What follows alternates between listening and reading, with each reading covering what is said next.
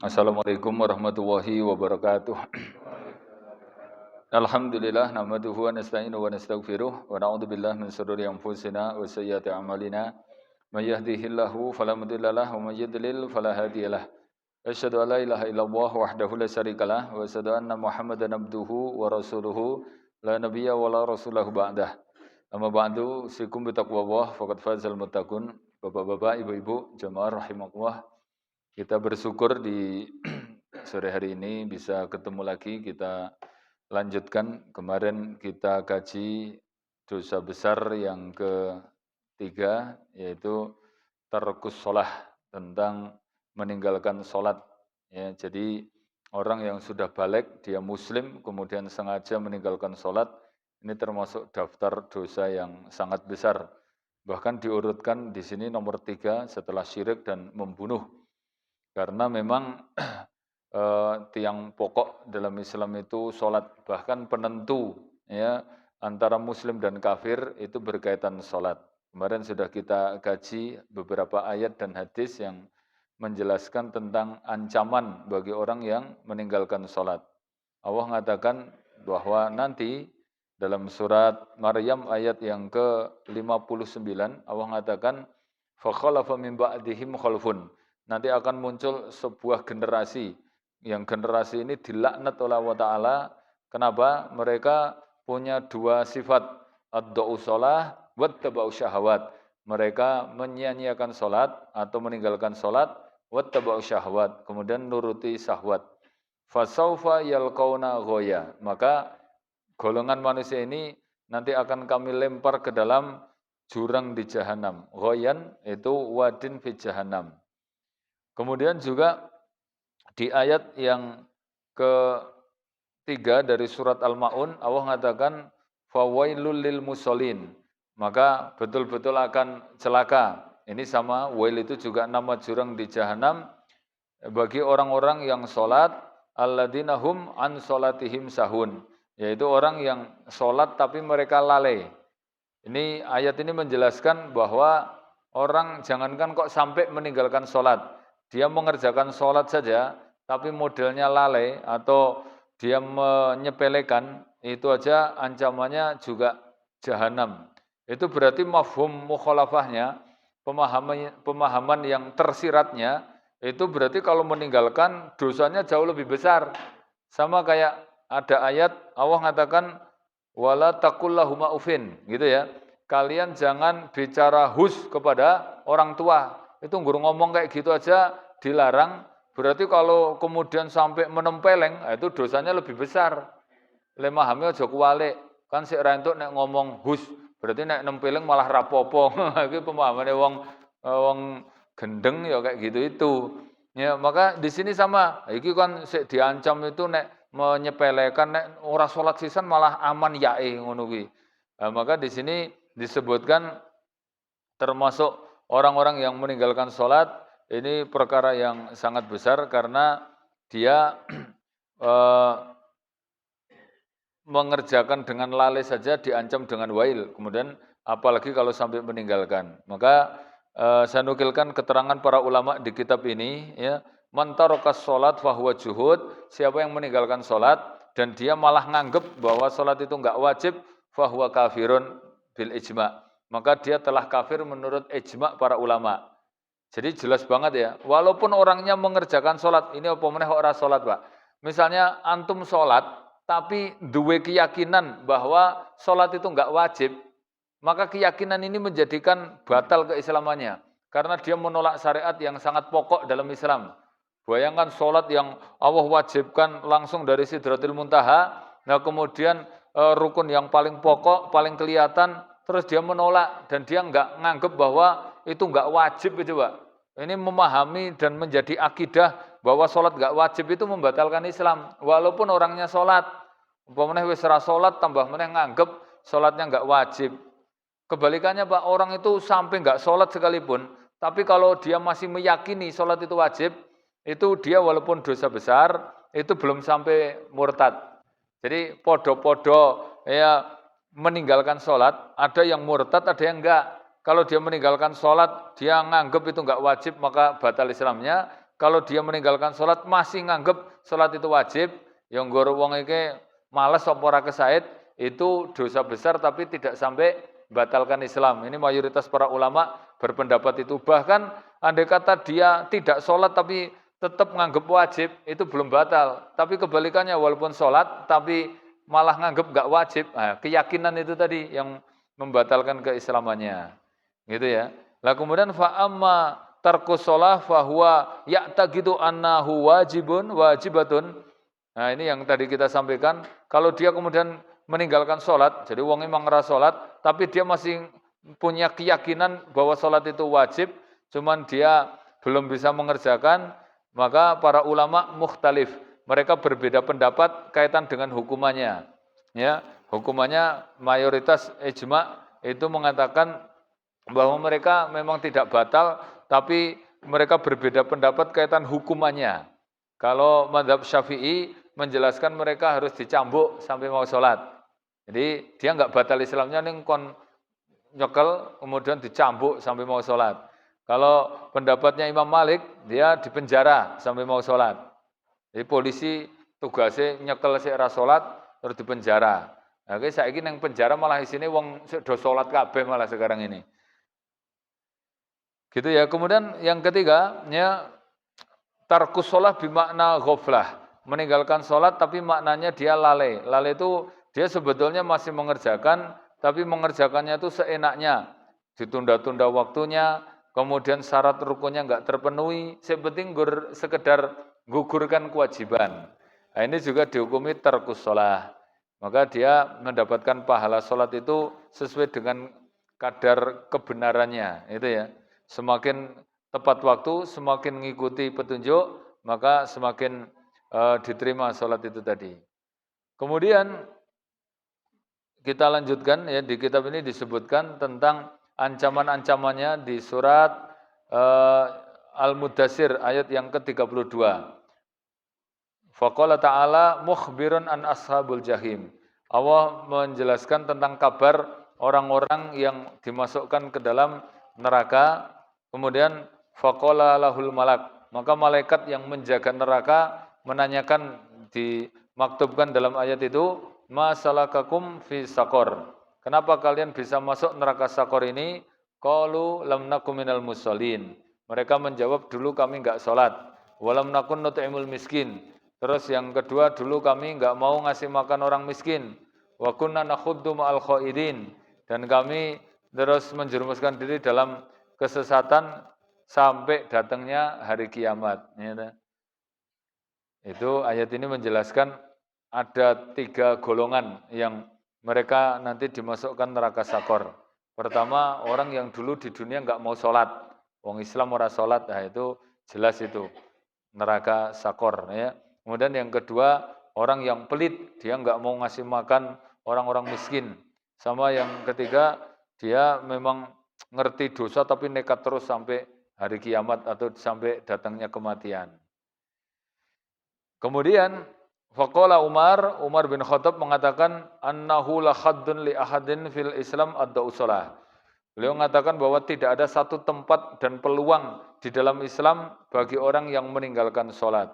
Man doya'aha fahuwa lima siwaha adiyab. Maka siapa yang berani meremehkan sholat, maka dia nanti akan meremehkan semua hal.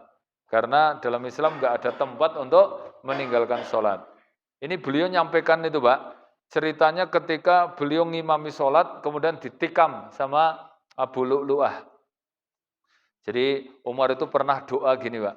Ya Allah, matikan aku di kotamu yang paling mulia, dalam keadaan yang paling mulia yaitu sholat, dan ya dimatikan oleh musuhmu yang paling engkau benci. Wah, insya Allah. Doa itu dikabulkan itu. Padahal ketika Umar doa gitu, itu Abu Hurairah ngasih khawatir, antum ki ya lendonga medeni men, mosok doa kok supaya mati di kota yang paling mulia Madinah. Lagi Madinah ki kota aman lho ki. Engko nek mati ning kene apa kowe pengen Madinah ki perang ngono apa piye? Terus meninggalnya dalam keadaan posisi yang terbaik ya, apalagi oleh musuhmu, berarti kan sama saja ente menginginkan ada musuh yang paling besar datang ke kota yang paling aman, nanti terjadi perang gitu toh. ternyata doa itu langsung dikabulkan. Orang nganggo suwe kuwi dibayar cash.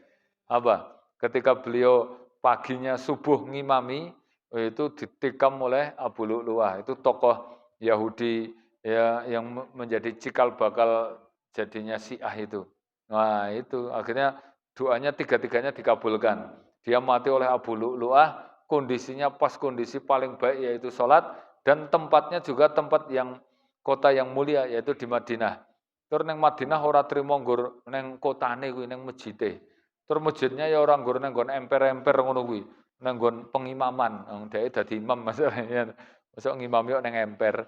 Akhirnya doanya dikabulkan. Itu Pak, antum nek doake rada spesifik ra apa-apa, biar dikabulkan itu secara cash. Ya.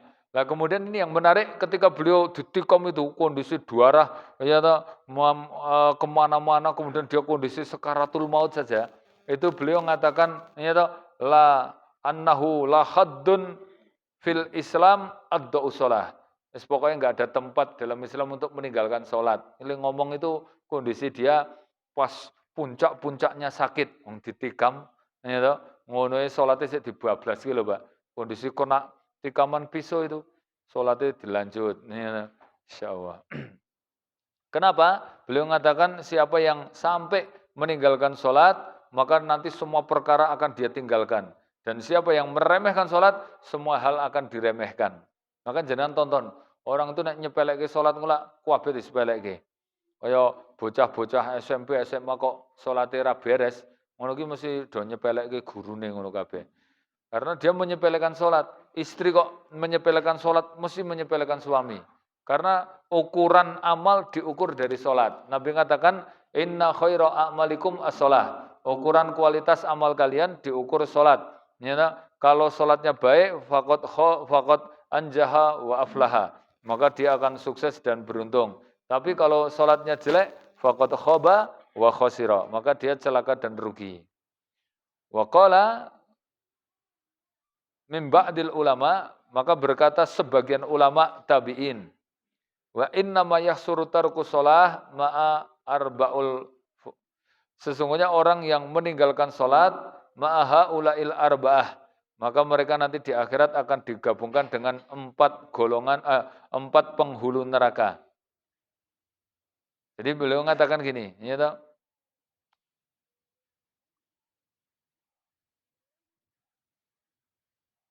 man tarokas shalah yuhsaru man tarokas shalah ma'a Fir'aun wa Haman wa Qarun wa Ubay bin Khalaf.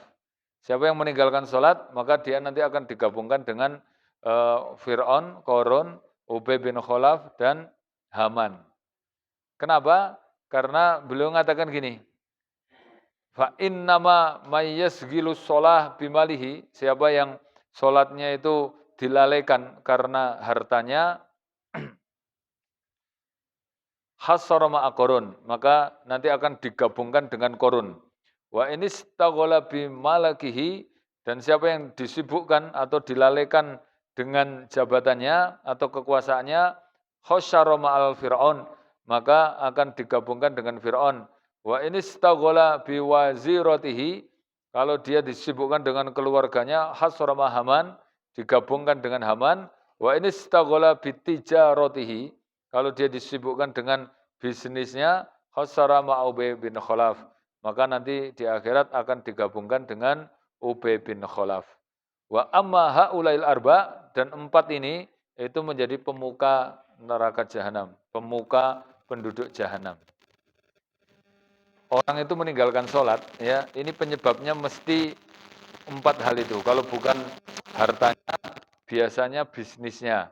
Kalau bukan bisnisnya, berarti keluarganya. Kalau bukan keluarganya, berarti mesti urusan jabatannya. Coba antum cek.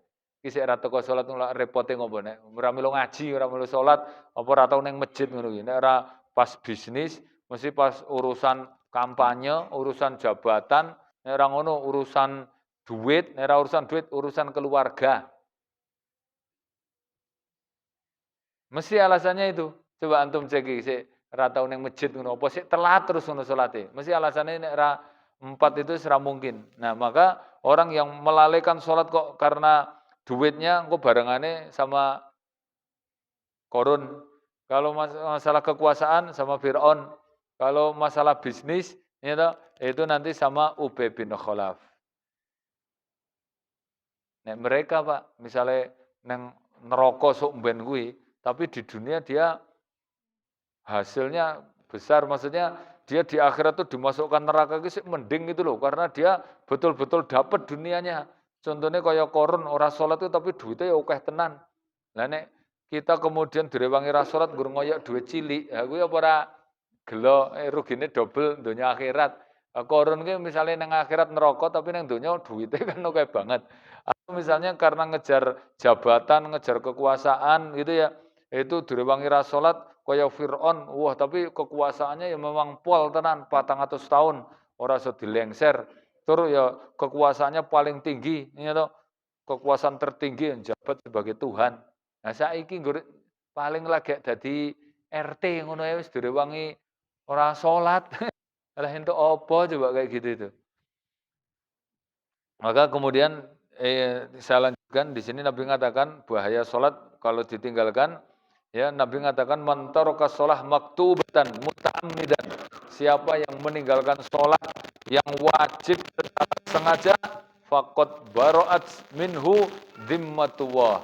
Maka Allah dan Rasulnya berlepas diri untuk mendapatkan dhimmah atau perlindungan.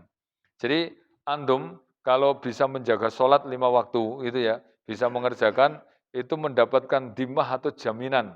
Jaminan di dunia itu ya akan diangkat kesulitan hidup, kemudian dijamin akan diberikan kemudahan, kesuksesan. Nah, adapun di akhirat dhimmahnya itu akan mendapatkan perlindungan dari siksa neraka. Kalau kemudian kita sampai meninggalkan kok dengan sengaja, dhimmah jaminan tadi dicabut oleh Allah Ta'ala. Ini saya nukilkan ya, tentang hadis yang panjang dari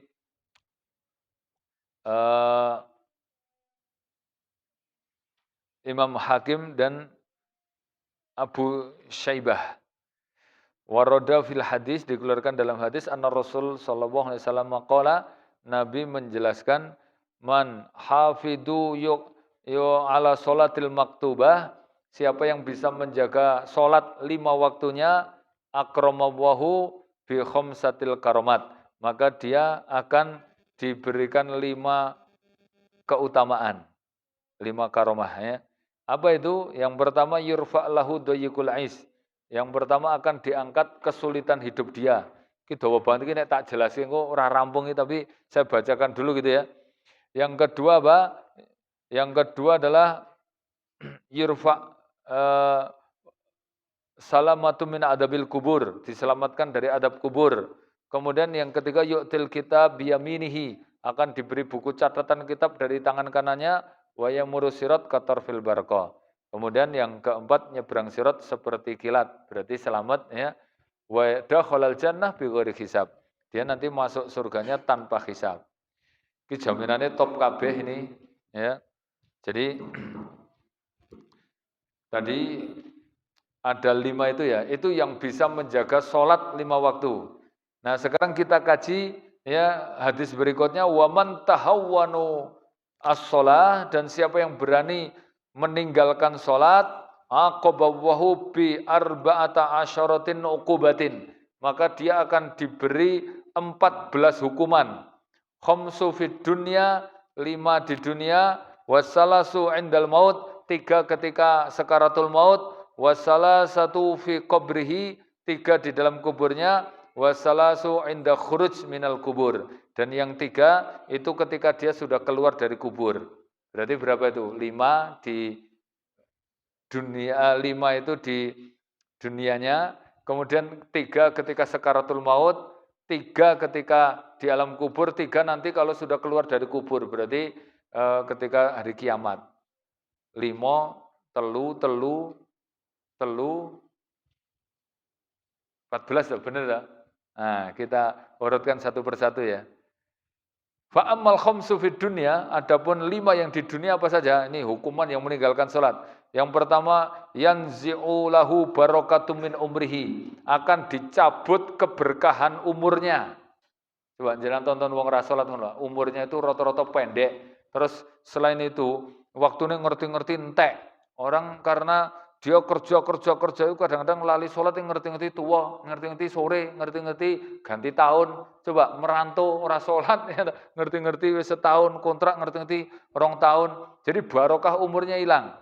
Kemudian yang kedua, yahma simahu solihin fi wajhihi, akan dihapus wajah kesolihan di dalamnya raut mukanya. Jadi orang itu nek rajin sholat mbok ireng to, itu ketok wajah-wajah soleh itu ketok. Tapi nek ora sholat, walaupun kita putih ngono ki rupane memang wajah kesolihan itu hilang. Ya, wajah kesolihan itu ketok loh, Pak. Kemudian yang ketiga, Pak, yang ketiga, kullu amalin ya'maluhu la yu'ajjiruhu wa alaihi. Seluruh amalannya ya itu yang dia lakukan tidak diberi pahala oleh Allah Ta'ala. Kan kadang-kadang aku walaupun ra salat itu penting apik ro tangga, aku walaupun ra salat ngono penting bantu-bantu orang lain. Kan pernah si Sule itu dijak podcast sama siapa itu? Raja Dangdut dulu itu siapa? Roma Irama. Terus pas ngobrol-ngobrol, gimana kamu? Umur kamu berapa? Macam-macam lah pertanyaan. Terakhirnya ditanya, lah kamu sholat gak? Ngono itu si Sule. Ya saya kadang-kadang sholat, kadang-kadang enggak. Wah, terus tapi gini Bang Haji, saya walaupun nggak sholat tapi saya itu bantu anak yatim, bantu itu langsung dibantah sama Pak Haji ini, ya, Haji Roma Irama itu saya nonton podcastnya itu lucu, bagus juga itu loh. Jadi gini Bang Sule ya, walaupun kamu itu sholatnya bagus, itu Nabi mengatakan yang pertama dihisab pada hari kiamat itu adalah sholat. Nek sholatnya baik, nanti semuanya yang kurang-kurang ditutup Allah jadi baik. Tapi walaupun kamu yang lain baik, kamu rajin sedekah, rajin ini, tapi nggak sholat, itu nggak baik, nggak dianggap. Ditambah lagi, semua amal orang yang nggak sholat nggak dikasih pahala itu. Tapi dia nggak pakai dalil. Saya baru menemukan, oh ini dalilnya itu ternyata ini. Kenapa? Orang itu nek ra sholat, Pak, wa kulla amalin ya'maluhu, saben amal soleh yang dia lakukan la yu'ajjiruhu wah alaihi, maka Allah enggak ngasih pahala. Wong ora salat tok wis rene apike gitu loh. Kemudian yang keempat ya la yarfa' lahu du'a'u minas sama. Yang keempat itu doa dia tidak diangkat ke langit. Nah, yang kelima laisa lahu haddun min du'ai solihin. Dia enggak dapat jatah royalti dari doa orang-orang soleh. Kan gini, orang itu kalau doa kan doanya mesti secara jamak disampaikan semuanya. Allahumma ighfir lil muslimin wal muslimat gitu ya, wal mu'minin wal mu'minat, as-solihin was solihat, al ahya minhum wal amwat gitu. Itu didoakan rata-rata kalau doa. Nah, itu kan yang didoakan kabeh wong Islam, ya laki-laki perempuan, yang soleh, solihah, ya toh, mukminin wal mukminat. Itu nek jenengan kok ra salat, kuwi ora entuk kejatah doa itu enggak dapat. Kan yang didoakan kabeh wong Islam lanang wedok. Nah, antum ora salat, yang enggak salat enggak kena jatah doa ini. Gitu ya. Fa ammalati tusibu indal maut. Nah, sekarang 3 yang kita dapat ketika pas sekaratul maut. Dawa banget iki hadisnya iki. Sak lembar dhewe iki. Selain waktu ya lanjutkan metu wedange santai wae. Itu dulu lah, besok kita lanjutkan ini hadis-hadis tentang ancaman orang yang meninggalkan sholat ya, belum selesai. Tapi itu akhiru da'wana alhamdulillahirabbil alamin. Subhanakallahumma wa bihamdika asyhadu an la ilaha illa anta astaghfiruka wa atubu ilaik. Assalamualaikum warahmatullahi wabarakatuh.